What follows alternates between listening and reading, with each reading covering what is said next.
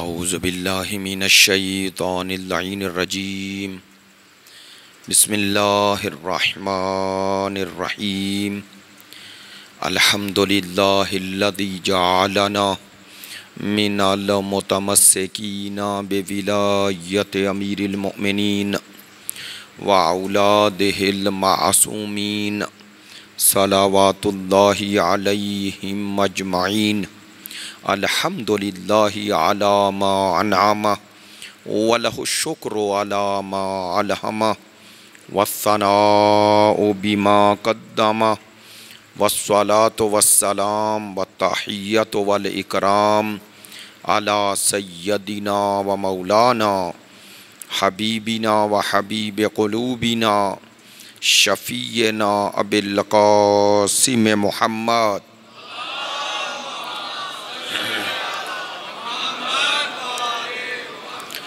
وآلہ الاطیبین الاطہرین الاجمدین الامجدین الذین اذہب اللہ عنہم الرجس وطہرہم تطہیرا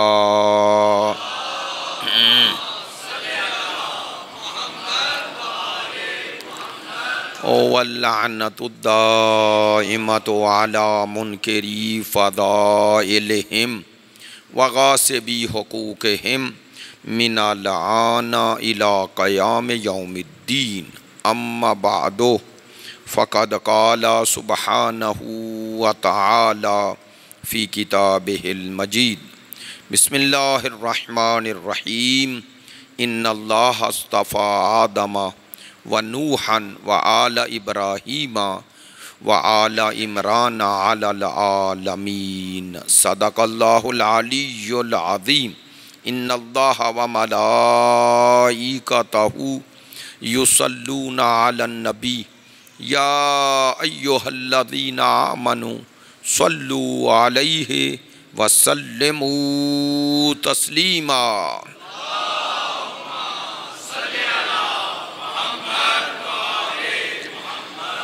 آپ تمام حاضرین سے گزارش ہے، آج کی مجلس ہے برائے ایصال ثواب سید اعجاز حسین جعفری بیگم، سید محمد علی، سید شوکت علی، سید محمود علی، شمیم اختر، فردوس جہاں اور ان کے خانوادہ کے دیگر مرحومین، آپ حاضرین کے تمام مرحومین کے لیے، علماء کرام، مراج عظام، شہدائے ملت اور ان سب کی بلندی درجات اور ایصال ثواب کے لیے ایک مرتبہ سورہ فاتحہ اور 3 مرتبہ سورہ اخلاص کی تلاوت فرمائیں۔ بسم اللہ الرحمن الرحیم الحمدللہ الرحمن مالک ایاک نعبد و ایاک نستعین اہدنا الصراط المستقیم صراط الذین انعمت علیہم غیر المغضوب علیہم بسم اللہ الرحمن بسم اللہ الرحمن الرحیم قل هو بسم اللہ الرحمن الرحیم قل هو اللہ احد اللہ الصمد لم یلد ولم اللہم اغفر للمؤمنین والمؤمنات والمسلمین والمسلمات الاحیاء منہم والاموات تابع اللہم بیننا وبینہم بالخیرات انکا مجیب الدعوات انکا۔ اب تمام حاضرین کی صحت و سلامتی کے لیے، مقامات مقدسہ کی حفاظت کے لیے، مجاہدین اسلام اور مدافعین حرم اہل بیت کی کامیابی و کامرانی کے لیے، دشمنان دین یزیدیت، ناصبیت، خارجیت کی نیستی اور نابودی کے لیے، تعجیل ظہور امام زمان کے لیے، ہمارے ملک کے استحکام کے لیے، مریضوں کی شفا یابی کے لیے، آپ کی ان مجالس میں شرکت کی قبولیت کے لیے، علماء کرام، مراج عظام، عزاداران سید الشہداء، محبین اہل بیت کی توفیقات خیر میں اضافے کے لیے، ان تمام دعاؤں کی قبولیت کے لیے بحق سید الشہداء بلند تر صلوات۔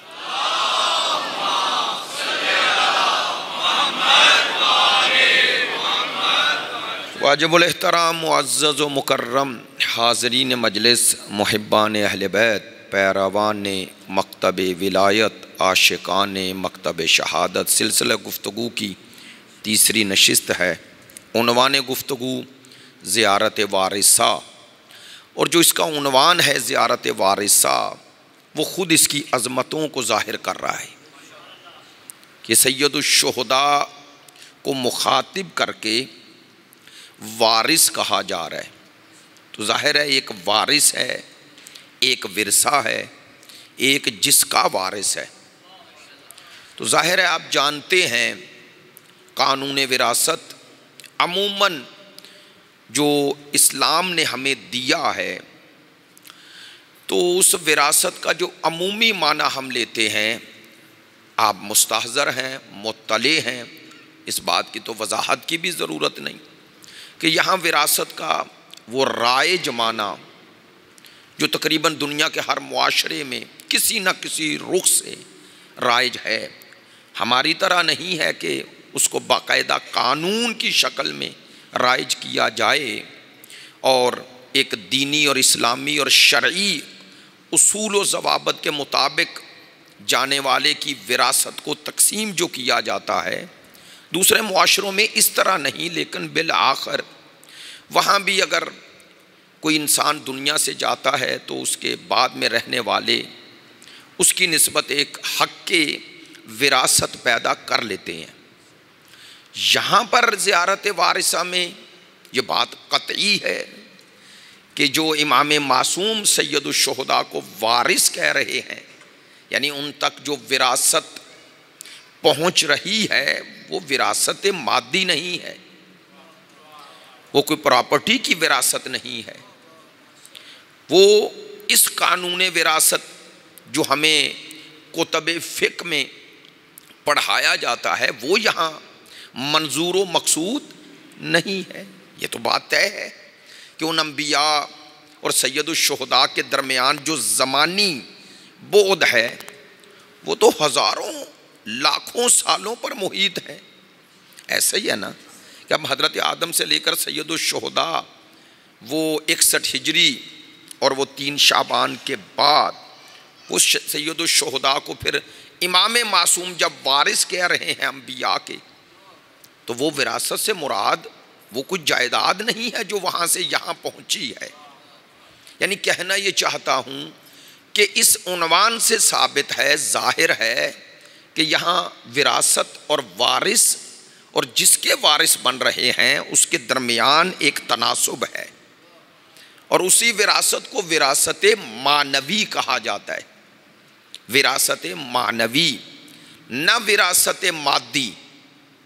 سید الشہداء جو ان اولو العزم انبیاء کے وارث بن رہے ہیں، اس وراثت کو جو انبیاء سے سید الشہداء تک پہنچی، اس وراثت کا مقام و مرتبہ جتنا بلند ہوگا وارث کی اتنی اہلیت ہونی چاہیے کہ وہ ان انبیاء کی وراثت کا وارث بننے کی اہلیت اور صلاحیت رکھتا ہو۔ اور اگر امام معصوم کی نظر میں سید الشہداء میں یہ اہلیت نہ ہوتی تو انہیں کبھی ان انبیاء کی طرف نسبت دے کر ان کا وارث کہہ کر سلام نہ کرتے، سلام نہ کرتے۔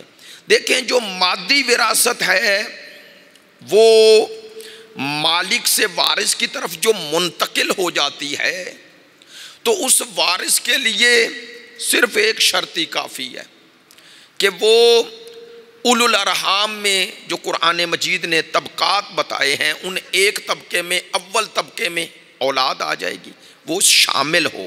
ایسا ہی ہے نا؟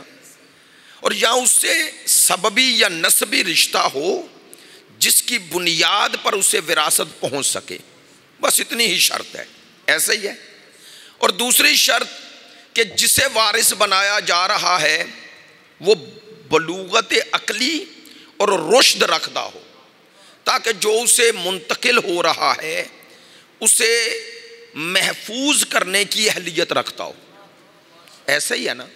قرآن مجید نے جو شرائط، جو حدود، جو قیود مادی وراثت کے احادیث کی شکل میں آئے وہ یہی ہیں، لیکن آپ میری بات کی تائید فرمائیں گے، قرآن مجید میں لفظ وارث، ورثہ صرف مادی معنی میں استعمال نہیں ہوا بلکہ مادی سے زیادہ معنوی معنی میں استعمال ہوا ہے۔ مثلا ثم اورثنا الکتاب الذین اصطفینا من عبادنا، ہم نے اس کتاب کا وارث ان اپنے بندوں کو بنایا جنہیں چن لیا ہے۔ تو کتاب کے وارث ہونے کا معنی یہی ہے کہ وہ کتاب میں جو کچھ ہے یہ وارث یہ اہلیت رکھتا ہو کہ اسے محفوظ رکھ سکے، تبھی وارث کہلائے گا۔ میری باتوں پہ توجہ رہے گی، میں جلدی میں بات نہیں کرنا چاہتا، بات کو آپ تک پہنچانا چاہتا ہوں اسی پیرائے میں کہ وراثت کی جب دو قسمیں ہو گئی، مادی اور معنوی، تو اب دیکھیں، میں تاکہ مثال دے کے آگے بڑھوں اور آپ متوجہ ہیں انشاءاللہ، صرف یہ مثال ایک ہی کافی ہوگی۔ اگر ایک باپ عالم ہے، عالم دین ہے، اس کا بیٹا عالم دین نہیں بنا تو وہ مادی وراثت تو اسے منتقل ہو جائے گی، لیکن وہ عالم دین باپ کا وارث علمی نہیں بن سکتا۔ ایسا ہے یا نہیں؟ اگر یہ عالم نہیں بنا تو عالم دین کا وارث نہیں کہلائے گا، بلکہ آپ میری بات کی تائید فرمائیں گے کہ اسے اگر کوئی وارث کہے بھی تو اہل علم یہ کہیں گے کہ تمہیں پتہ ہی نہیں جس کا وارث اسے بنا رہے ہو، یہ تو وہ اہلیت ہی نہیں رکھتا۔ تو اس اہلیت سے مراد کیا ہے؟ یعنی آپ یہ کہہ رہے ہیں کہ عالم کے وارث کے لیے عالم ہونا ضروری ہے۔ یعنی یوں کہوں، اگر اصطلاحی جملہ عرض کروں تو یوں کہہ سکتا ہوں کہ دونوں میں سنخیت ضروری ہے۔ سنخیت کا معنی ہوتا ہے تناسب۔ اگر دونوں میں تناسب نہ ہو تو یہ اس کا وارث بننے کی اہلیت ہی نہیں رکھتا۔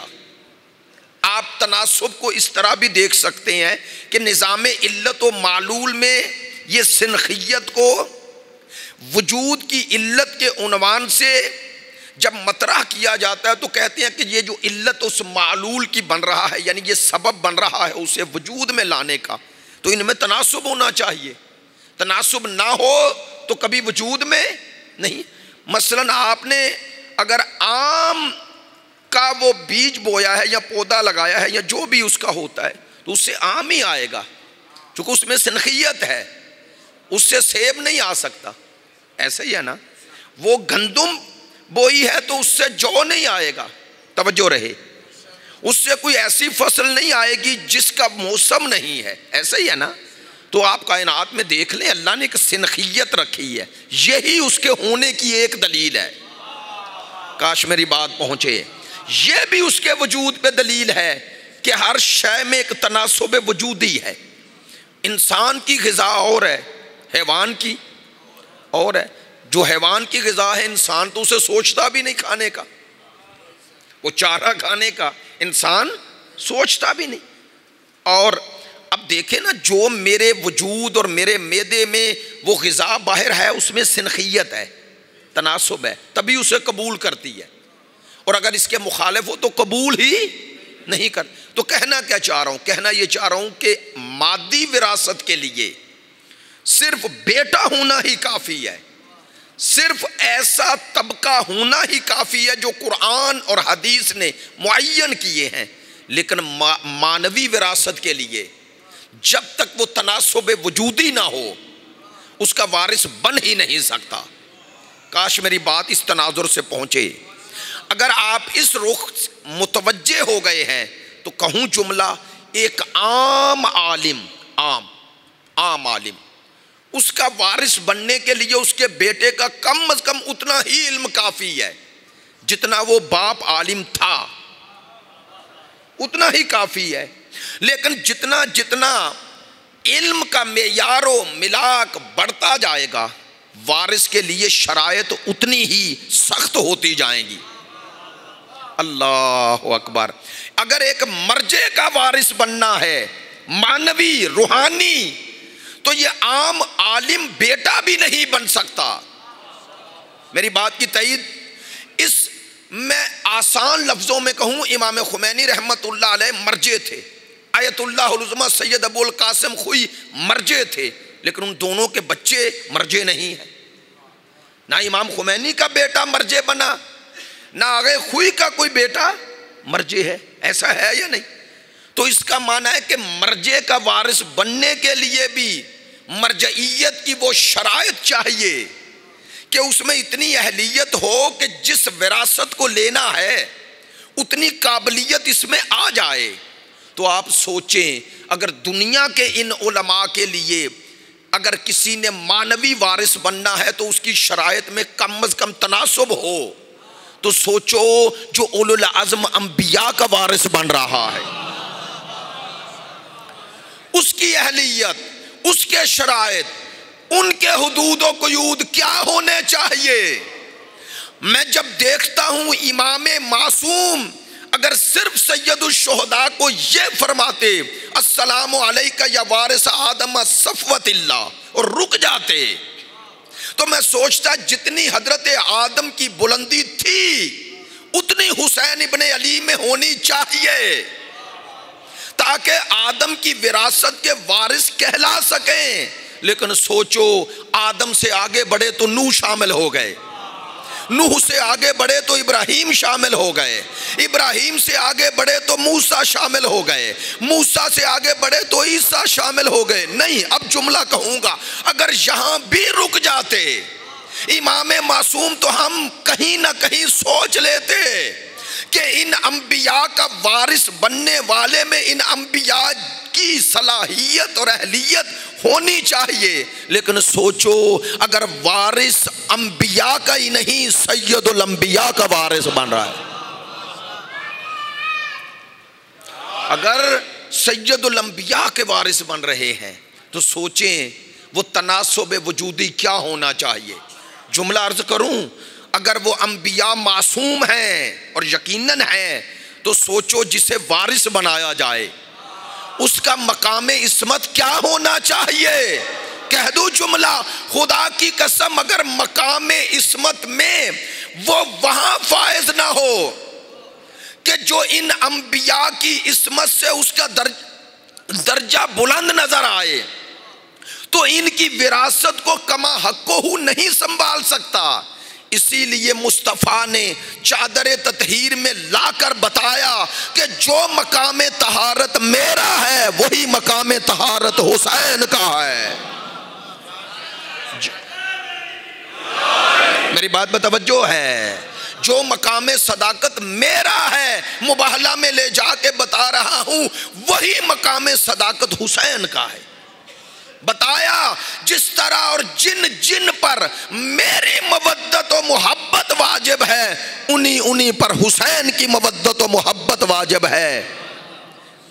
سید الشہداء مقام طہارت میں، مقام صداقت میں، مقام علم میں اگر وہاں نہ ہوتے جہاں سرکار دو عالم فخر موجودات وجہ تخلیق کائنات تھے تو کبھی نہ فرماتے حسین مجھ سے ہے اور میں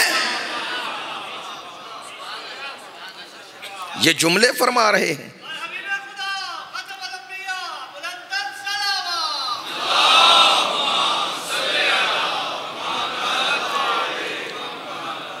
اب چلیں، ایک پہلو تو اس جہت سے یہ ہو گیا کہ اس وراثت اور وارث کی عظمت کیا ہے۔ سنیے گا، جب میں نے لغوی اعتبار سے امام راغب اور دوسرے اہل لغت کے کچھ جو بھی اپنے بزرگان سے استفادہ کرتے ہوئے جب دیکھا تو یہاں وارث کا معنی کیا ہے، وارث کا معنی کیا ہے، یہ بھی تو ہونا چاہیے۔ السلام علیکہ یا وارث آدم صفوت اللہ، نوح نبی اللہ، ابراہیم وارث کہا جائے تو یہ وارث کا معنی کیا ہے؟ دیکھیں قرآن مجید کی ایک آیہ مجیدہ ہے حضرت زکریا کی، خداوند متعال فرماتے وَإِذْ زَكَرِيَّا إِذْ نَادَى رَبَّهُ رَبِّ لَا تَذِرْنِي فَرْدًا، حضرت زکریا نے پکارا، ضعیفی میں جا رہے تھے اور وہ جب آتے آپ جانتے ہیں حضرت مریم کی کفالت ان کے ذمے تھی، تو حضرت مریم کو وہ جو حجرے تھے بیت المقدس کے اس میں ایک حجرے میں بٹھاتے اور باہر سے تالا لگا جاتے، اور جب آتے تو کیا دیکھتے؟ حضرت مریم کے پاس طرح طرح کے پھل ہیں، ثمرات ہیں، تو کہتے یہ پھل کہاں سے آئے؟ قرآن ہے، قرآن کوئی بناوٹی واقعہ نہیں ہے۔ ایسے ہی ہے نا بھئی، ایک نئی تفسیر قرآن مجید کی لے کے کچھ لوگ آ گئے، مادی تفسیر کر رہے ہیں، مثلاً یہ غامدی صاحب جیسے لوگ۔ یہ دیکھیں شہید مطہری نے ایک جملہ فرمایا تھا، انہوں نے فرمایا تھا کہ جس طرح اسلام کو خطرہ لبرل اور سوشلسٹوں سے ہے، اس سے بڑا خطرہ ان سے ہے جو آدھا اسلام لیتے ہیں۔ میری بات پہ توجہ نہیں ہوئی؟ ایرانی کہتے ہیں اسے التقاطی سوچ، التقاطی یعنی کچھ ادھر سے ملاؤ کچھ ادھر سے ملاؤ، ایک معجون بنا کے اسلام کے نام پہ دے دو، لیکن وہ خالص اسلام نہیں ہوتا، اس میں کچھ سوشلزم، کچھ لبرلزم اور کچھ اسلام ملا کے دے دیتے ہیں۔ توجہ ہے میری؟ اسی لیے قرآن مجید نے، خدا نے فرمایا ہے کہ دین خالص چاہیے۔ حضرت ابراہیم سرکار دو عالم کی زبان سے ہے کہ وَلِلَّهِ الدِّينُ الْخَالِص، اللہ کے لیے دین خالص ہے، ملاوٹ والی شے اللہ کو نہیں چاہیے۔ جب اس نے ملاوٹ والا دین بھیجا ہی نہیں تو اس کی طرف ملاوٹ والی شے کیسے جائے گی؟ آپ جانتے ہیں یہ جو کہا جاتا ہے اخلاص، اخلاص، اخلاص کس سے نکلا ہے؟ خالصہ سے، یعنی اس میں ملاوٹ، جس شے میں ملاوٹ ہو جائے خالص نہیں، ایسے ہی ہے نا؟ تو خالص ہونے کا معنی یہ کہ خلاص اس سے دور کر دی جائے جو اس کا حصہ۔ یہ بہت بڑا فتنہ ہے، ایسے لوگ خطرناک فتنہ ہیں۔ آپ ایک لبرل سے دھوکہ نہیں کھاتے، ایک دشمن دین سے دھوکہ نہیں کھاتے، لیکن اگر کوئی اسلام کا لبادہ اوڑھ کر اسلام کی روح کے خلاف بول رہا ہے تو وہ ایسا زہر دے رہا ہے کہ جس زہر کا اثر بڑا آہستہ ہوتا ہے، وہ سلو پوائزن آپ کہتے ہیں نا، وہ میٹھا زہر دیتا ہے، میٹھا زہر۔ یہ لوگ زیادہ خطرناک ہیں، میں ممبر سے کہہ رہا ہوں، ان لوگوں کا خطرہ ان لوگوں سے زیادہ ہے۔ میں ایک جملہ عرض کیا کرتا ہوں، اور یہاں کیوں کہہ رہا ہوں؟ چونکہ یہاں ایک موقر محل ہے، اس طرح کی بات سننے کی گنجائش ہے، اس لیے کہتا ہوں، ورنہ کسی اور علاقے میں یا کسی دیہات میں پڑھ رہا ہوتا تو اصلاً ان کا تو یہ موضوع ہی نہیں ہوتا۔ توجہ فرمائیں گے؟ عموماً ہماری ایک مسئلہ ہے، البتہ تعصب نہیں ہونا چاہیے کسی سے، لیکن ایک خود باختگی بھی نہیں ہونی چاہیے۔ خود باختگی اسے کہتے ہیں کہ آپ اپنے آپ کو کھو دیں، کسی شخصیت کی، غیر معصوم کسی شخصیت کی نسبت اپنے اندر جذباتی احساساتی کیفیت کبھی پیدا نہ کریں۔ اگر کسی شخصیت سے تعلق رکھنا ہے تو نظریاتی رکھیں۔ معذرت چاہتا ہوں، جنگ جمل میں ایک شخص مولا کائنات کے پاس آیا، کہنے لگا میں جنگ جمل چھوڑ کے جا رہا ہوں۔ شہید مطہری نے جاذبہ و دافع علی میں یہ واقعہ نقل فرمایا ہے۔ کہنے لگا میں جا رہا ہوں۔ مولا نے فرمایا کیوں؟ کہنے لگا میں فیصلہ ہی نہیں کر پا رہا، ادھر آپ ہیں ادھر ام المومنین ہیں، حضرت طلحہ و زبیر ہیں۔ توجہ فرمائیں، کہا آپ کو دیکھتا ہوں آپ کی پیغمبر سے ایسی نسبت، انہیں دیکھتا ہوں ان کی بھی پیغمبر سے ایسی نسبت۔ مولا کائنات نے عجیب جملہ ارشاد فرمایا، فرمایا تم قیامت تک حق نہیں پا سکتے۔ کیوں؟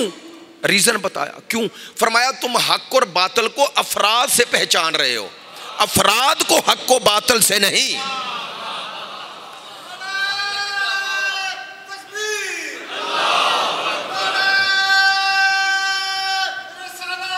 یا رسول اللہ، یا آئین۔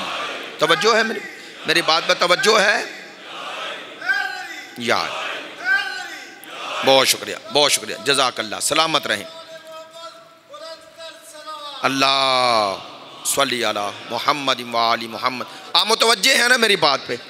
میں نے جس رخ سے بات کی آپ تک پہنچے، اس رخ کو اگر ہم اپنی زندگی میں مطمع نظر بنائیں، مولا کائنات نے فرمایا کہ اعرف الحق لتعرف اہلہ، حق کو پہچانو تاکہ اہل حق سمجھ میں آئے، باطل کو پہچانو تاکہ اہل، کیا فرمایا قرآن اور حدیث نے معیار حق دیے ہیں، افراد کو ان پہ پرکھو، پورے اترتے ہیں لے لو۔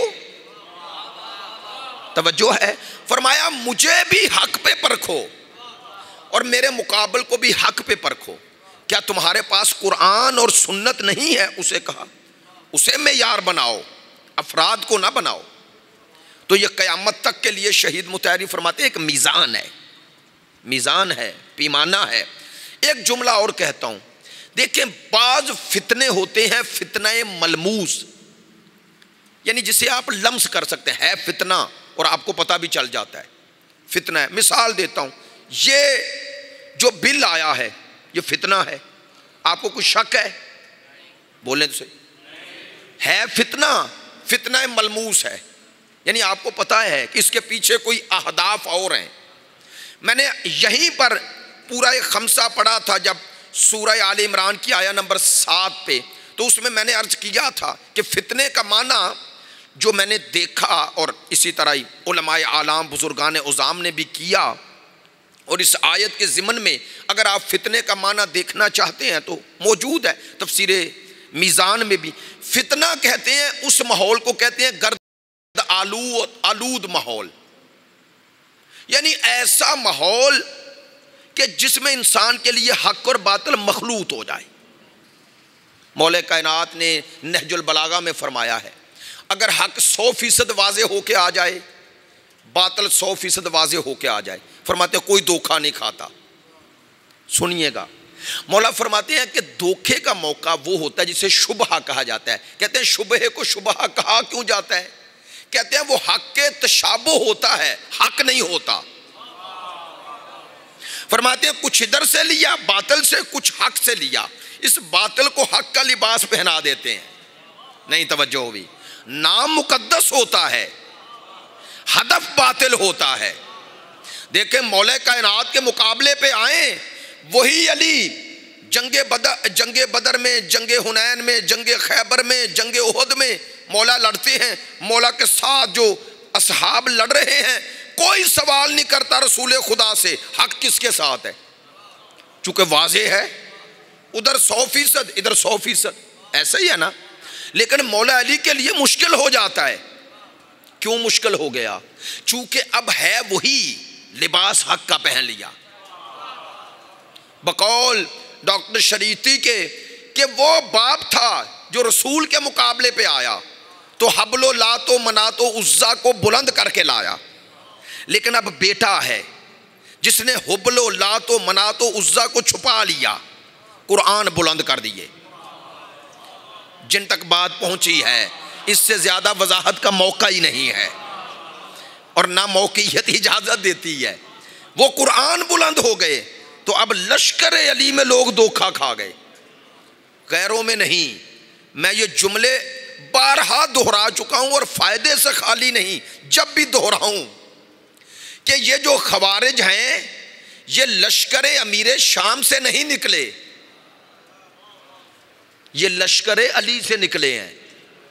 ہمارے منبر پہ چونکہ تاریخ اس رخ سے بیان نہیں ہوتی، عموماً نوجوانوں کو پتہ نہیں ہوتا، یہ جتنے خوارج بنے یہ لشکر علی میں تھے۔ جنگ صفین میں جمل ان میں اکثر نے جنگ جمل مولا کی رفاقت میں لڑی، لیکن جنگ صفین میں ہار گئے۔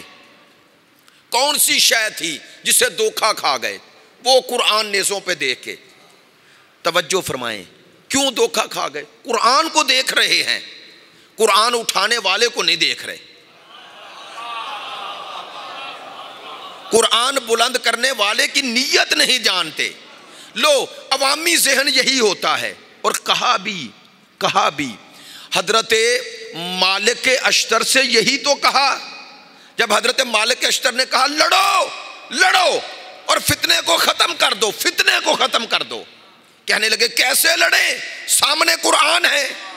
تو حضرت مالک اشتر نے کیا الہامی جواب دیا جو ہر شیعہ علی کے لیے نمونہ عمل ہے اور راہ گشا ہے۔ حضرت مالک اشتر نے پورے اعتماد سے یقین سے کہا پھر بھی لڑو، کہنے لگے قرآن ہے، فرمایا یہ تو لکھا ہوا قرآن ہے، ہماری پشت پر تو حقیقی قرآن ہے، یہی ہے۔ فرمایا علی سے بہتر اس قرآن کو کون جانتا ہے؟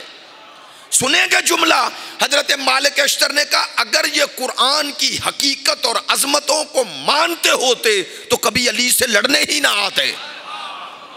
نہیں توجہ ہوئے، حضرت مالک اشتر کا استدلال پہنچا ہے، انہوں نے فرمایا یہ کیسے ہو سکتا ہے کوئی آیات قرآنی کو سمجھ جائے اور پھر علی سے لڑنے آ جائے؟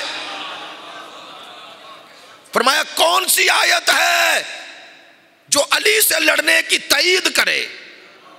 فرمایا کیا میرے رسول نے نہیں فرمایا علی مال قرآن والقرآن مالی لن یفترقا یا لا یفترقان، یہ دونوں الگ ہی نہیں ہوتے، قرآن اور علی الگ ہی نہیں ہوتے، کوئی شے جدا ہوتی ہی تب ہے جب دونوں میں اختلاف ہو جائے۔ اس کا معنی سرکار امت کو بتا رہے تھے امت میں ہر فرد قرآن کی مخالفت کر سکتا ہے، اگر نہیں کر سکتا تو علی نہیں کر سکتا، علی مخالف قرآن نہیں ہو سکتا۔ تو جو بات جس تناظر میں کہہ رہا تھا، ایک فتنہ ملموس ہوتا ہے، ملموس نظر آ رہا ہے، ایک فتنہ مرموز ہوتا ہے۔ فتنہ مرموز کو پہچاننا زیادہ ضروری ہے۔ وہ جو فتنہ چھپا ہوا ہے، لباس یہی ہے، لباس کے اندر کچھ اور دینا چاہ رہا ہے۔ ممبر سے کہوں غصہ تو نہیں کریں گے؟ لو اس فتنہ مرموز کو پہچاننے کا طریقہ کیا ہے؟ کیسے پہچانے؟ آج کے دور میں، آج 2023 میں کیسے پہچانے؟ معذرت نہیں معلوم آپ میری باتوں سے اتفاق کریں یا نہ، لیکن یہی ہے۔ آج اگر پہچاننا چاہتے ہیں نا کہ اس ممبر سے آنے والا ہمیں کہاں لے جا رہا ہے، تو معیار کیا ہے؟ معیار آج امام زمان کا بخشا ہوا وہی نظام ہے جو تمہیں نظام مرجعیت اور رہبریت سے جدا کرے، کسی نام و عنوان سے سمجھ لینا پوشیدہ فتنہ ہے۔ یہ آج کے دور کا وہ فتنہ ہے جو تمہیں الگ کر رہا ہے، جو تمہیں حقیقی اسلام سے، جو تمہیں حقیقی پیغام سے، جو تمہیں روح دین سے جدا کر رہا ہے۔ جو بھی یہ کرے اور مختلف نام و عنوان سے کرے گا، کبھی کہیں گے کہ یہ احکام، یہ عنوان صرف ایک ذات کے ساتھ مخصوص ہے، یہ جو تم کہہ رہے ہو اس سے تو تم نے فلاں شخص کی توہین کر دی، فلاں کی توہین کر دی، ہے لباس میں، روحانی لباس میں۔ لیکن تقدس کو، بہت پڑھی لکھی بات کہنے لگا ہوں، تقدس کو زمان اور مکان میں محدود کر رہے ہیں، دین کی روح ہی ختم کر رہے ہیں۔ میں نے بات پڑھے لکھے دوستوں سے کی ہے، آپ نے بات کی قدر و منزلت کو پہچاننا، مجھے خوشی ہوئی۔ یہ زمان و مکان میں ائمہ کے فرامین کو زمان و مکان میں محدود کر کے قیامت تک کے لیے انہیں رہبر رہنے نہیں دینا چاہتے۔ ممبر سے کہہ رہا ہوں، کیا ہے اس کا معنی؟ یا لیتنا کننا معکم، کاش ہم کربلا ہوتے۔ یہ آرزو ہے یا نہیں ہے؟ تو اس آرزو کو کرنے کا معنی یہ ہے کہ وہ در کھلا ہوا ہے۔ اگر کوئی آج بھی اخلاص کی منزل پہ آ کر راہ حسین میں قربانی دے دے تو وہ اسی راہ کو تسلسل دے رہا ہے۔ جزاک اللہ، سلامت رہیں، تسلسل دے رہا ہے۔ یہ فتنے ہیں، یہ مرموز فتنے ہیں، ہم ان فتنوں کو کم سے جانتے ہیں، ان کے دلوں میں مرض ہیں، اور یہ مرض اسی طرح ہیں جس طرح غدیر میں لوگوں کو اعلان ولایت کے بعد علی سے دشمنی کا سبب یہ تھا کہ مصطفیٰ نے اعلان کر کے ہمارے ہاتھ سے چھین لیا۔ یہ سارے فتنے ہیں، یہ فتنے اس دور سے چل رہے ہیں۔ ان فتنوں کو پہچاننا ہے، جو تمہیں مرجعیت سے، جو تمہیں رہبریت سے دور کرے، جو تمہیں دین کا ایک ایسا تصور دے کہ جس میں تقدس ہو، تسلسل نہ ہو، اس سے ہمیشہ بیدار رہیں۔ کربلا ایک حقیقت ہے۔ شہید مطہری نے کیا خوبصورت جملہ کہا، فرماتے ہیں ایک ہوتی ہے واقعیت، ایک ہوتی ہے حقیقت۔ واقعیت کا تعلق زمان اور مکان سے ہوتا ہے، حقیقت زمان و مکان سے ماورا ہوتی ہے۔ لو بھائی اللہ کی قسم میں یہ باتیں یہاں کر رہا ہوں، آپ کو دیکھ کر سنائیں۔ کربلا ایک واقعیت رکھتی ہے، وہ کیا؟ 61 ہجری 10 محرم وہ واقعہ ہوا، صبح سے لے کر عصر تک، توجہ رہے۔ ایک اس کا تسلسل ہے جو سفر تک جاری رہا، اور وہ پھر 20 سفر، اور وہ پھر اس کا تسلسل سننا۔ یہ واقعہ کربلا اور اس کا تسلسل، یہ واقعیت ہے۔ یہ 61 ہجری میں ہوا، لیکن ایک کربلا کی حقیقت ہے جو 61 ہجری میں محدود نہیں۔ وہ کیا ہے؟ انی سلم لمن سالمہم وحرب لمن حاربہم۔ حسین میری ان سے صلح ہے جن سے آپ کی صلح ہے، میری ان سے جنگ ہے جن سے آپ کی جنگ ہے، قیامت تک۔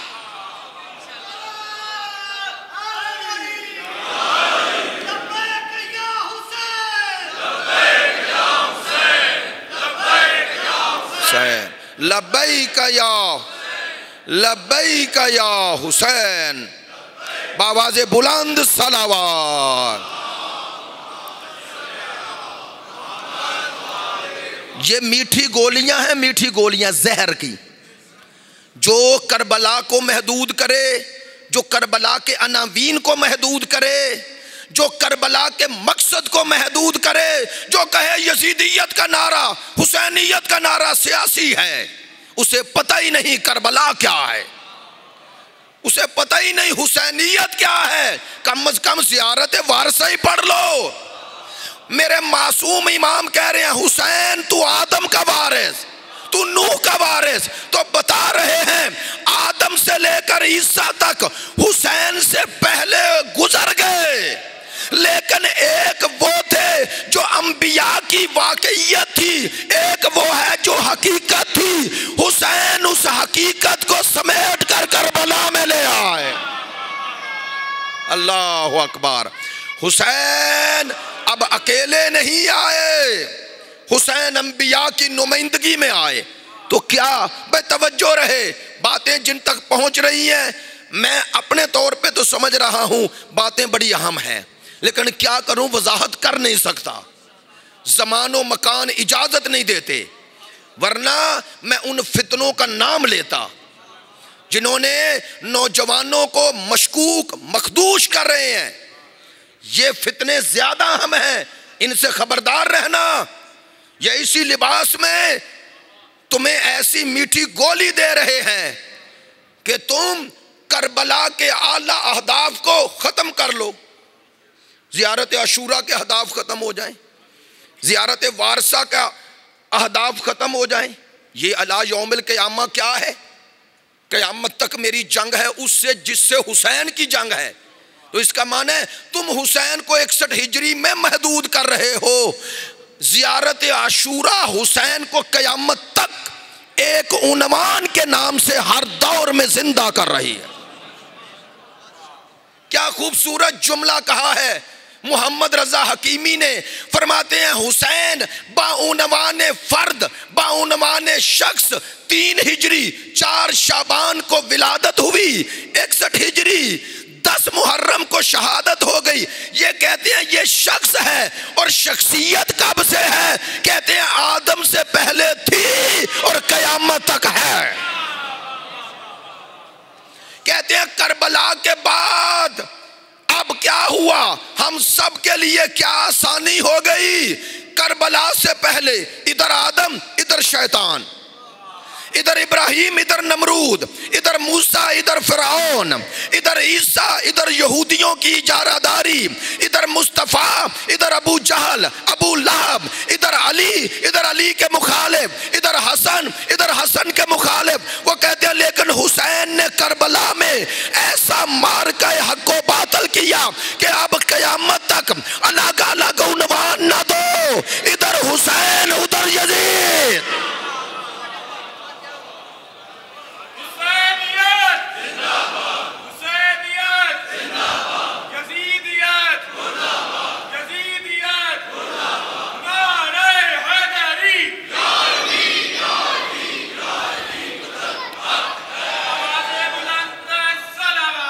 اللہ صلی علی. توجہ ہے میری بات پہ؟ میں کچھ سیاسی باتیں تھوڑی کر رہا ہوں، دین کی روح آپ تک پہنچا رہا ہوں، دین کی روح. چلو میں نے باتیں کی، ممکن ہے کچھ دوست اس بات کی اس رخ سے متوجہ نہ ہو، اب ہو جائیں گے. دیکھیں قرآنی جو خطابات ہیں، قرآنی خطابات، مثلا یا ایھا الذین آمنو، تو اس ایمان والوں سے مراد صرف رسول کے دور کے لوگ ہیں؟ آپ چپ ہو گئے، میں نے غلط کہا ہے؟ تو کب تک کے ہیں؟ قیامت تک. خطاب تو ایک ہے اور شامل سب ہو گئے. اس وقت نہیں سوچتے بھائی اگر آپ کو یہ خطاب نہیں تو نماز واجب سمجھ کے کیسے پڑھ رہے ہو؟ توجہ ہے؟ چلو اسی لیے علماء فرماتے ہیں کہ مورد مخصص سے آیت نہیں ہوتا. یعنی اگر کسی خاص مورد میں کوئی خاص خطاب آ گیا تو آپ اس خطاب کی جو روح ہے اسے الگ کر لیتے ہیں اور اسے قیامت تک باقی رکھتے ہیں. ہاں کربلا کے شہداء مقام فضیلت میں سب سے پہلے ہیں، بات یہ منبر سے کہہ رہا ہوں، وہ سب سے پہلے ہیں، اول ہیں. باقی جو اس راہ میں چلے وہ ان کے ماتحت رہے گا، ان کے مافوق نہیں آ سکتا. ہاں نمونہ عمل وہی ہیں، راہ وہی ہے، وہ راہ جاری رہے گی. اگر وہ راہ جاری نہ رہتی تو کیوں کہتے ہیں السلام علیکہ یا وارث آدم صفوۃ اللہ. اب کل انشاءاللہ اگر خدا نے یہ موقع دیا، خود یہی ایک جملہ شب جمعہ ہے، زیارت حسین کی فضیلت بھی ہے اور ذکر حسین ہو رہا ہے.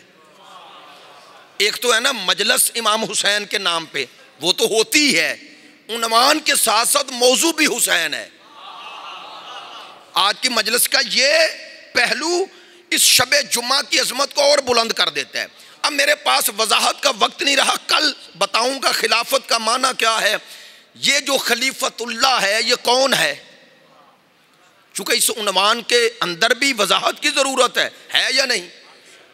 بھائی خلیفہ عمومی طور پر تو وہی ہوتا ہے نا جہاں جس کا خلیفہ ہے مستخلف ان، یہ اس کی جگہ پہ بیٹھ جائے.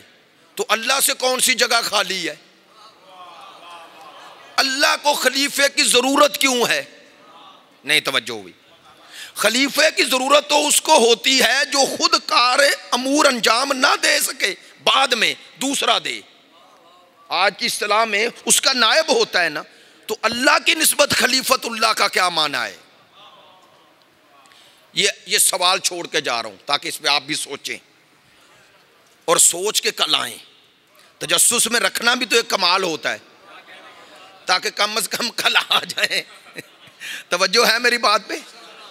بھئی یہ سوال ہے یا نہیں کہ ہم کہتے ہیں رسول خدا کا خلیفہ، تو ذہن میں آتا ہے سرکار 11 ہجری میں وصال پا گئے تو رسول خدا کی جگہ جو بیٹھا خلف ہے، خلف سلف کی جگہ پہ بیٹھا، اسی لیے کہتے ہو جانشین، نائب. لیکن جب کہو گے آدم خلیفت اللہ ہے تو کیا مانا؟ کہ یہ لوگ اسی چیز میں متردد ہو گئے. بعض نے کہا جنوں کے خلیفہ ہیں، بعض نے کہا فرشتوں کے خلیفہ ہیں، بعض نے کہا ایک نسل انسانی پہلے گزر گئی اس کے خلیفہ ہیں. لیکن ہمارے علماء کہتے ہیں یہ سارے احتمالات غلط ہیں، باطل ہیں. چونکہ اللہ نے کہا انی جائل فی الارض خلیفہ، میں بنا رہا ہوں. یہ اپنی طرف جو نسبت دی اور جو فرشتوں نے بھی خواہش کی، اگر وہ خلافت کوئی عام شے ہوتی تو وہ معصوم ہو کر مقام تقرب میں ہو کر اس کی خواہش نہ کرتے. اور وہ شیطان بھی اس کے مقابل آیا، کس کے؟ خلیفت اللہ کے. اس لیے باقی سارے احتمال باطل ہیں. تو جو سوال چھوڑ رہا ہوں وہ یہ ہے، یہ خلافت کا کیا معنی؟ اگر یہ سمجھ میں آ جائے پھر پتا چلے گا حسین کربلا میں خلیفت اللہ ہے. آج ایک جو میں نے ساری باتیں کی اس سے مل جائے گا. اسی لیے کہا امام معصوم نے اے حسین السلام علیکہ یا وارث آدم صفوۃ اللہ، اے آدم صفی اللہ کے وارث، آپ پر سلام. تو امام معصوم نے ایک معنی تو یہ سمجھا دیا کہ یہ جو کربلا میں کھڑا ہے یہ آدم کا وارث ہے، تاکہ ادھر والوں کے بارے میں طے ہو جائے وہ کس کے وارث ہے۔ جزاک اللہ، سلامت رہیں۔ جب یہ پتہ چل گیا کہ خلیفۃ اللہ ادھر ہے تو خلیفۃ اللہ کے مقابلے پہ جو آئے جہاں آئے وہ شیطان ہوتا ہے۔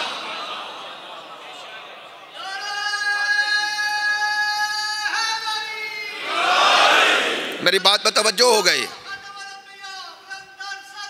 اللہ صلی علی محمد وآل محمد وعجل، توجہ ہے میری بات پہ؟ تو یہ السلام علیکہ یا وارث آدم صفوت اللہ، اچھا وہ آیت پڑھی تھی، باتیں اب رٹی نہیں ہوتی تو معذرت، اگر بات آگے نکل جاؤں تو یاد کروا دیا کریں۔ میں نے عرض کیا تھا وارث کا معنی کیا، جاتے جاتے تاکہ کل موضوع سے ہمارے مربوط بھی، وارث یہی جو آیہ مجیدہ ہے، رب لا تذرنی فردن وانت خیر الوارثین، اس کے ضمن میں دیکھ لیجئے یہاں جو کہا نا، اے میرے خدا، حضرت زکریا کہہ رہے ہیں اے میرے مالک مجھے فرد نہ چھوڑ۔ اب فرد کا معنی بعض نے تنہا کیا، لیکن بعض نے کہا نہ، فرد کا معنی ہوتا ہے الگ کر لینا، کہ یہ جو میں ہوں نا یہ مجھ تک باقی نہ رہے، میں فرد نہ رہ جاؤں، فرد سے ہی منفرد ہوتا ہے، ایسا ہی ہے نا؟ کیا کہنا چاہ رہا ہے؟ یا اللہ مجھے فرد نہ چھوڑ، انت خیر الوارثین، تو خیر بہترین وارث ہے۔ تو کیا مراد؟ اللہ حضرت زکریہ کا وارث کس معنی میں ہے؟ بات پہ توجہ ہو گئی؟ یہ قرآنی آیات ہیں، یہ ہے مکتب اہل بیت کا اعجاز۔ یہ فہم قرآن کہاں ملے گا؟ ہمارے علماء اعلام، بزرگان عظام، انت خیر الوارث، تو بہترین وارث ہے۔ لو بھائی اب معنی کر رہا ہوں، کہتے ہیں وارث اسے کہتے ہیں جو کسی کے صفات و اوصاف کو حفظ کر لے، محفوظ کر لے۔ تو کہہ رہے ہیں خدایا تو بہترین وارث ہے، یعنی میرے کمالات کا بچانے والا تو ہے، میرے بعد ایک ایسا بھیج جس میں میرے کمالات نظر آئیں۔ کاش بات پہنچ جائے۔ یہ زیارت وارثہ کا یہ معنی ہے کہ ان اولے العزم انبیاء کا وارث حسین ہے، یعنی اللہ نے جو صفات ان انبیاء میں بھیجے حسین ان تمام کمالات کا محافظ ہے، محافظ ہیں، ان کمالات کو حفظ کرنے والے ہیں۔ اچھا چلو آپ متوجہ ہیں، یہ معنی ہے جو سرکار نے فرمایا تھا ذوالعشیرہ میں، یا علی انت اخی و وارثی، تو میرا وارث ہے۔ محمد ابن عبداللہ کا وارث ہونا اور بات ہے، محمد رسول اللہ کا وارث ہونا۔ لو سنو، محمد ابن عبداللہ کا وارث بطول ہے اور محمد رسول اللہ کا وارث علی ہے۔ اگر علی وارث نہ ہوتے تو مباہلہ میں نفس رسول بن کے نہ،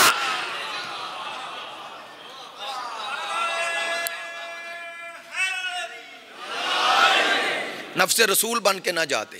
اچھا چلیں یہ معنی اب آپ تک پہنچ گیا کہ وارث جو کسی کے کمالات کا محافظ بن جائے، اس کے کمالات کو ویسے حفظ کرے جیسے اس میں تھے، جیسے وہ چاہتا ہے۔ وارث، وارث حسین انبیاء کے وارث۔ تو جملہ میں نے کہا تھا اور وہی نتیجہ اور اسی کو ربط مصائب دے دیتا ہوں، توجہ فرمائیں۔ حسین آدم کے وارث، تو کہا ہی اس لیے کہ آپ آدم کے وارث ہیں تاکہ مقابل پہ آنے والوں کا بارے میں کسی کو شک نہ رہے کہ ادھر کون ہے ادھر کون ہے۔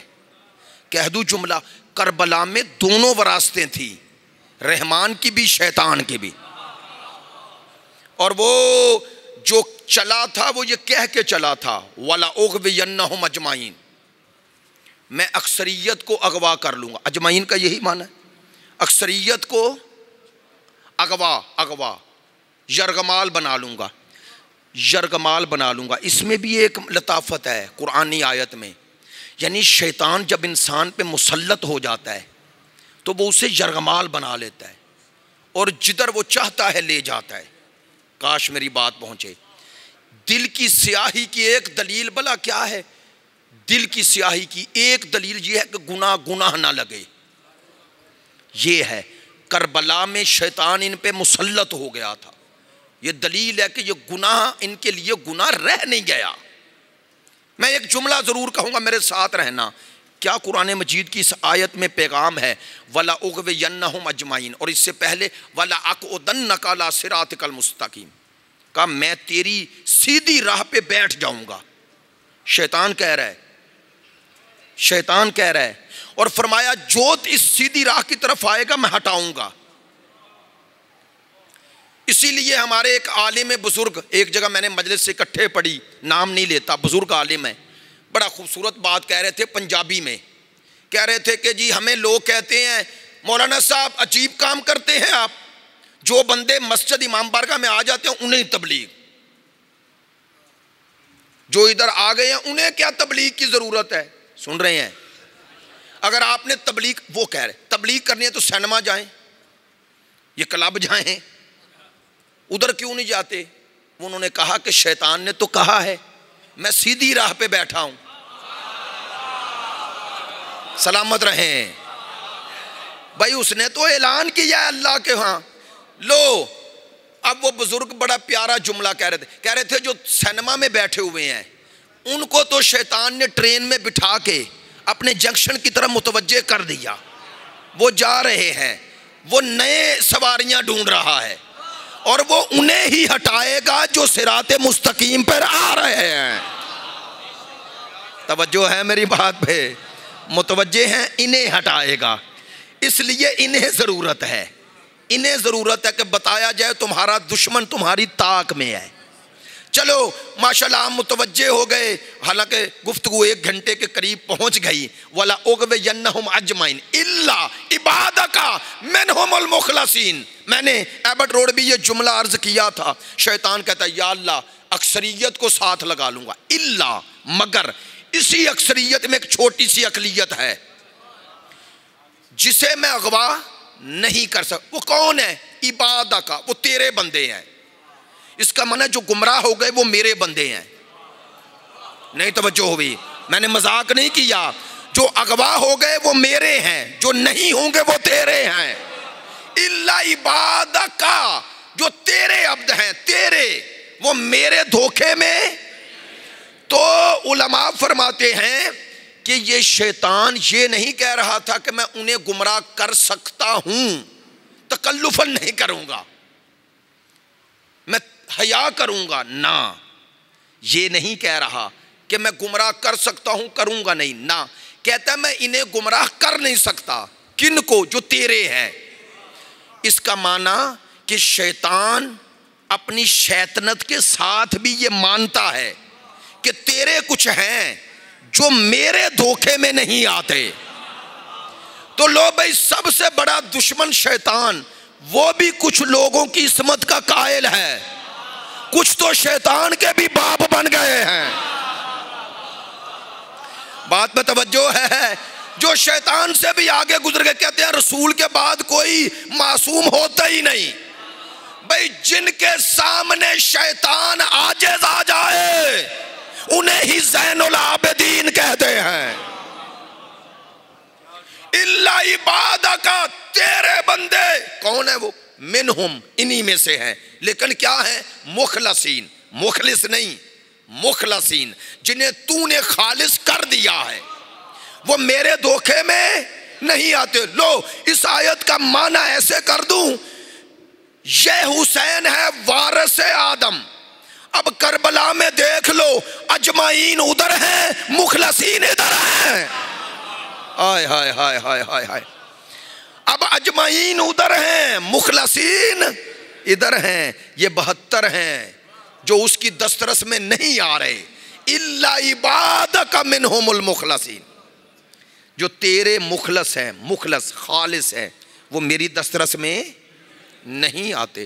جائیں علماء سے پوچھیں، اہل سنت سے پوچھیں یہ کون ہے، اگر آپ کے پاس ہیں تو لاؤ۔ بھائی جو منبر پہ بیٹھ کے کہے میں تمہاری طرح ہوں، سیدھا چلوں تو ساتھ چلنا. اب جنہوں نے تاریخ پڑھی ہے انہیں پتا ہے میں کیا کہہ رہا ہوں. اور اگر میں ٹیڑھا ہو جاؤں تو سیدھا کر دینا. اور کہہ رہے ہیں کہ میرے لیے بھی ایک شیطان ہے جو کبھی مجھ پہ مسلط ہو جاتا ہے. ایک یہ ہے اور ایک وہ ہے جو کہتا ہے جب سے میرے لیے حق واضح ہوا میں نے ایک دن بھی حق میں شک نہیں کیا. میرا مولا کہہ رہے ہیں منبر سلونی پہ کہ علی نے ایک دن بھی حق کی مخالفت نہیں کی. اور فرمایا قرآن مجھ سے الگ نہیں, میں قرآن سے, جو قرآن سے الگ نہ ہو اس کا کوئی عمل مخالف رضائے خدا نہیں ہوگا, رضائے خدا نہیں ہوگا. حسین وارث آدم. اب ادھر شیطان تھے اور شیطنت میں اتنے گر گئے کہ صرف حسین کے جوانوں پہ ظلم نہیں کیا, صرف حسین کے بیٹوں پہ ظلم نہیں کیا, جنہوں نے 6 ماہ کے اصغر پر تیر چلاتے ہوئے بھی نہ سوچا ان کے بارے میں کیا کہو گے, کیا کہیں گے؟ ایام ہیں اس بی بی کے جس کی عمر کم تھی مصاحب زیادہ تھے. میں نے کل کچھ جملے عرض کیے. اب علماء مشہور جس طرح پڑھتے ہیں تھوڑا سا میں مصاحب کے حوالے سے احتیاط کرتا ہوں تاکہ منبر پہ اپنا حق بھی ادا ہوتا رہے اور اس حوالے سے بھی کچھ. لیکن مشہور جس طرح پڑھتے ہیں حسین ابن علی اور یہ بی بی, اور کل میں نے عرض کیا تھا 4 سال کا سن اور مصائب و علام وہ کہ انسان سوچتا ہے تو حیران ہو جاتا. جو بزرگان پڑھتے ہیں کائنات میں کبھی ایسی بیٹی دیکھی ہے جس کے سامنے بابا کا سر پڑا ہو؟ ایک روایت آج پڑھی آپ نے ممبروں سے سنی ہے لیکن ہے سخت روایت, جملے سخت ہیں, علماء کرام بھی مجلس میں ہوتے ہیں اس لیے ان سے بھی تصدیق فرما لیجئے گا کہ جب یہ لٹا ہوا قافلہ اسرائے کربلا, یہ یزید اور اموی خاندان چاہتے تھے کہ ان اسیروں کو ایسے پھراؤ کہ لوگوں کے ذہنوں اور دل و دماغ میں خوف بیٹھ جائے, کوئی ہمارے مقابلے پہ بولنے کا سوچے نہیں. یزیدیت کا مزاج اور یزیدیت کا انداز ایک ہی ہوتا ہے, نام بدلتے ہیں ان کا طریقہ نہیں بدلتا. جو بچوں پر بھی عورتوں پر بھی رحم نہ کرے وہ اپنے دور کا یزیدی ہوتا ہے, اس کے اندر یزیدیت ہوتی ہے, یزیدیت ہوتی ہے, شقاوت ہوتی ہے, پستی ہوتی ہے. ورنہ اعلیٰ اقدار کے مالک کیا کرتے ہیں جو سید الانبیاء نے کیا کہ جب مرحب کی بہن آئی تو فرمایا اسے بھائی کے لاشے پہ لے جاؤ. جب عمر ابن عبد ود کی بہن آئی تو روکا نہیں. سرکار کی سیرت تو یہ ہے, لیکن یہ کس کی سیرت تھی کہ کوئی عام نہیں, رسول کے گھر والے, اور مرد نہیں عورتیں, اور عام طریقے سے نہ لایا جائے, پابند رسن کر کے لایا جائے, اور لایا بھی اس دربار میں جائے جس دربار میں کسی شریف کے لیے کھڑے ہونا مشکل ہے. روایت جو میں نے آج پڑھی اور ایک بزرگ سے فون کر کے تصدیق بھی کی, بڑے سخت روایت ہے, جملے کہتے ہوئے بھی ڈر رہا ہوں. کہتے ہیں یہ یزید ملعون کے دربار میں جب پہنچا نا یہ قافلہ, تھوڑی دیر بعد اس نے ایک جملہ کہا درباریوں سے, کہنے لگا وہ فلاں ایک میرا مسخرہ ہے جو لوگوں کا مذاق اڑاتا ہے, دربار میں مجھے خوش کرتا ہے, وہ کہاں ہے؟ کسی نے کہا کہ یہاں نہیں. کہا اسے بلا کے لاؤ, میں چاہتا ہوں ان قیدیوں کی موجودگی میں مجھے خوش کرے. میں ڈرتے ڈرتے جملہ کہہ رہا ہوں. کہتے ہیں وہ مسخرہ اتنے میں دربار میں آیا, کہتا ہے میں گاؤں گیا ہوا تھا, مجھے پتا چلا کہ آپ خوش ہونا چاہتے ہیں, میں آ گیا. سنیں گے؟ کہا یہ دیکھ مجھے فتح ہوئی تو مجھے خوش کرو, یعنی آج کی اصطلاح میں کوئی لطیفے سناؤ. کن کی موجودگی میں؟ مخدرات عصمت کی موجودگی. اب ہاتھ جوڑ کے میں خود بھی حیران ہوں، لیکن اشارے میں کہتا ہوں، پتہ ہے اس ملعون نے، اس مسخرے نے، جب اس ملعون نے اسے کہا تو اس نے کیا جواب دیا؟ وہ مسخرہ کہتا ہے میں سناؤں گا تمہیں، خوش بھی کروں گا، لیکن ان قیدیوں میں وہ جو فلاں قیدن ہے نا، وہ مجھے کنیزی میں دے دے۔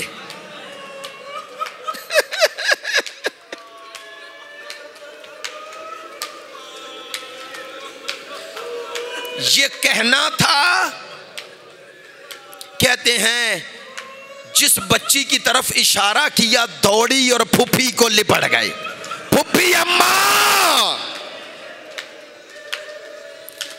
اب روایت کے یہی جملے ہیں جو میں نے پڑھے، ہاتھ جوڑ کے کہہ رہا ہوں۔ ایک دفعہ حضرت فضہ جلال میں آئی اور اسے مخاطب ہوئی اس مسخرے کو، کہنے لگی مسلمان ہو؟ ہاں مسلمان ہوں۔ کلمہ پڑھ۔ کہنے لگا لا الہ الا اللہ محمد رسول اللہ۔ اب بی بی نے کہا، جناب فضہ نے، یہ جو محمد رسول اللہ کہہ رہا ہے اسے پہچانتا ہے؟ ہاں میرا نبی ہے۔ کہا اسی کی بیٹیاں ہیں، بتا ان کو کنیزی میں لے گا؟ ایک دفعہ کہتے ہیں دربار کی حالت بدلی، اس لیے میں نے یہ جملہ کہا ہے۔ یہ کہتے ہیں اب متوجہ ہوا اور کہنے لگا کہ میں تیری بات کی تصدیق کیسے ہو؟ کہا وہ جو سامنے قیدی کھڑا ہے وہ حسین کا بیٹا ہے، حسین کو جانتا ہے، نبی کا نواسا۔ کہتے ہیں یہ فوراً دربار سے نکلا، دربار سے نکلا، ہاں نکلا، تھوڑی دیر بعد آیا تو اس کا ہاتھ کٹا ہوا تھا۔ علماء نے لکھا ہاتھ کٹا ہوا تھا، اس کا معنی کہ اس کے اندر اتنی غیرت تھی۔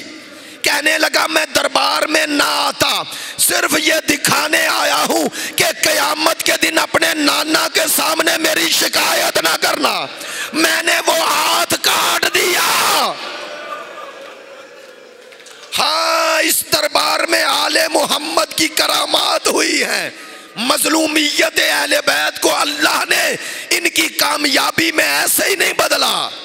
کہتے ہیں اسی اثناء میں علامہ غلام عسکری نے لکھا ہے، اسی اثناء میں ایک روم کا عیسائی جو اس کے دربار میں تھا، اس واقعے کو سر الشہادتین میں شاہ عبدالعزیز نے بھی لکھا ہے اور قبول کیا ہے۔ کہتے ہیں پہلو میں تھا، کہنے لگا یزید ان قیدیوں کے ساتھ اتنی سختی کیوں کر رہا ہے؟ کہنے لگا قیدی ہیں اس لیے باغی ہیں۔ کہتا مجھے نہیں معلوم تیری ان سے کیا دشمنی ہے، ان سے جو جی میں آئے سلوک کر، لیکن وہ 4 سال کی بچی سے کہو بیٹھ جائے۔ تجھے اس بچی پہ ترس کیوں آیا؟ کہا ذرا اس کے قدموں کو دیکھ، کتنی تھک گئی ہے، کبھی دایاں قدم کبھی بایاں قدم۔ ہاں اب یزید ملعون نے کہا یہ بچی کون ہے؟ سکینہ بنت الحسین، حسین کی بیٹی، آگے آؤ آگے آؤ۔ ملعون نے اشارہ کیا، سہمی ہوئی بچی آگے بڑھی، آگے بڑھی، یوں ہی کہوں بس اس کے درمیان ایک سیڑھیاں ہیں، سیڑھیوں پہ ایک تشت پڑا ہے، تشت پہ ایک کپڑا ہے۔ کہنے لگا بابا سے ملنا چاہتی ہو؟ اب دعا کرو، میرے ساتھ مل کے دعا کرو، اللہ کرے کوئی بیٹی ایسے بابا کو نہ دیکھے۔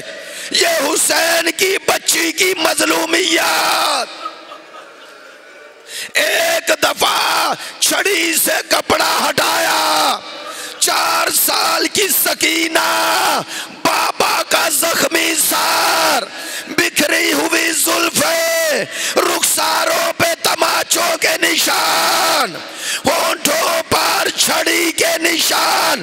ایک دفعہ سکینہ سے رہا نہ گیا، دوڑ کر سر کو اپنی آغوش میں لے لیا اور ایک جملہ کہا، بابا شمر کو کبھی معاف نہ کرنا،